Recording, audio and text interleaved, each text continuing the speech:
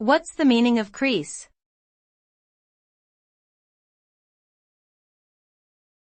Crease.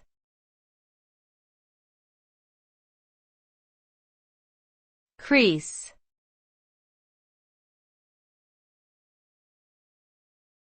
Crease.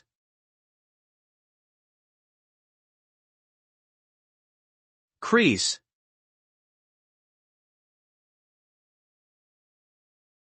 The word crease generally refers to a line or mark that appears on a surface when it is bent, folded, or wrinkled. The result of making a crease on a piece of paper or fabric, for example, is a clearly defined line that separates the folded section from the rest of the material.